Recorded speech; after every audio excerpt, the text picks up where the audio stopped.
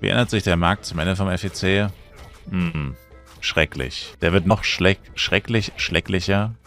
Der wird noch schrecklicher als jetzt. Ob man es glaubt oder nicht. Am Ende hat halt jeder FOMO. Ist so das Problem. Jeder hat Angst, dass er sein Zeug nicht mehr verkauft bekommt und so.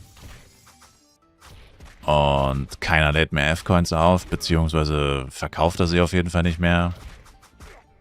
Das ist ein schreckliches Ding. Das Serverende. Also es ist unvorhersehbar, weil die Leute einfach durchdrehen. Das kann man unmöglich vorhersehen, was da passiert. Eins ist sicher, dass alles nochmal im Preis explodiert, weil Penya quasi dann keinen Wert mehr hat. Oder nur noch wenig. Und ja. Du hast Angst, dass du kein Equipment bekommst. Na. Also Low-Level-Equipment kriegst du am Ende wahrscheinlich fast geschenkt. Weil wie gesagt, die Leute haben Angst, dass sie es nicht mehr losbekommen. Und dann machen sie die Preise eher runter als hoch. Also im Verhältnis. Kommt natürlich darauf an, was bis dahin so der F-Coin-Kurs ist und was Penya bis dahin überhaupt noch wert ist, aber grundsätzlich. Also von Sachen, die man nicht unbedingt mitnehmen will, also alles unter 150, da werden die Preise eher niedriger. Bei anderen Sachen können sie auch höher werden, wenn das Sachen sind, die man unbedingt mitnehmen will. Also so ein Stick of Hernes zum Beispiel, so ein Klassiker, dass man seinem RM am Ende noch einen Hernes-Stick gönnt für Burodeng. Sowas könnte dann auch nochmal teurer werden. Weil es davon auch nicht unendlich viele gibt.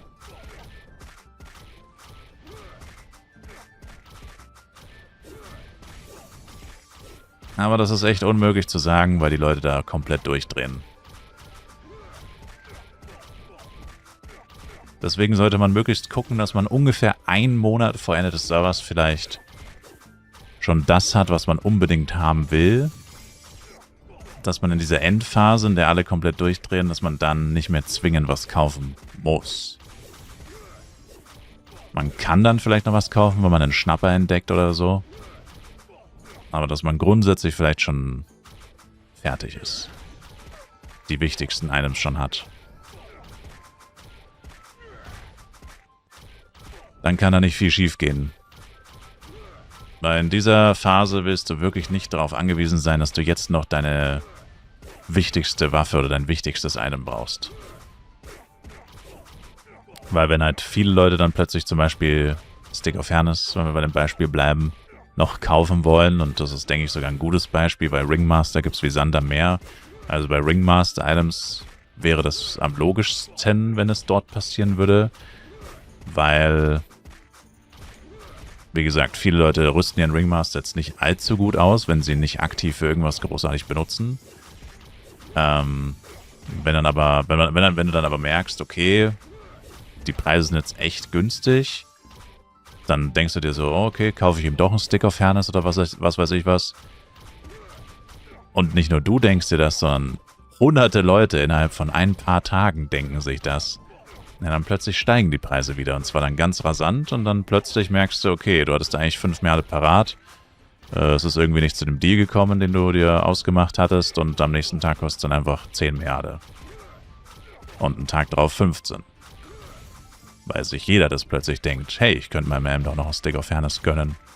Oder so. Deswegen wäre es besser, wenn du wirklich einen haben willst, dass du ihn dir vielleicht schon ein bisschen früher besorgst. Und nicht erst kurz vor Serverende. Und wenn du ihn nicht unbedingt willst, kannst du es ja so machen. Du hältst einfach die Augen offen, und wenn du einen super günstigen siehst, kaufst du ihn. Und wenn du merkst, okay, der wird eher nochmal teurer, dann lässt du es bleiben. Ganz einfach. Also es ist besser, man kann zuschlagen, als dass man zuschlagen muss. Und dann verkaufst du am Ende noch Items, die du eigentlich gar nicht verkaufen wolltest, um gerade so das Geld zusammenzukratzen. Und wie gesagt, dann platzt der Deal und plötzlich ist es überall teurer und du kriegst es dann nicht mehr.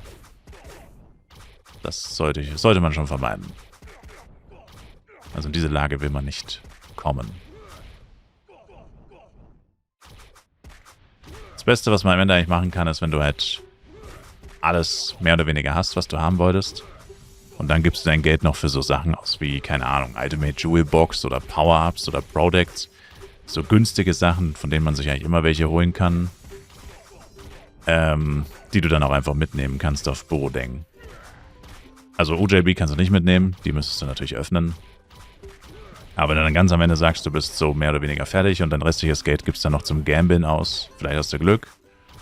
Oder kaufst einfach noch ein paar Products oder so, die du dann einfach mit auf Borodeng nimmst. Das ist eigentlich das Beste, wenn man dann fast schon gar nicht mehr weiß, was man mit dem Geld machen kann. Oder soll.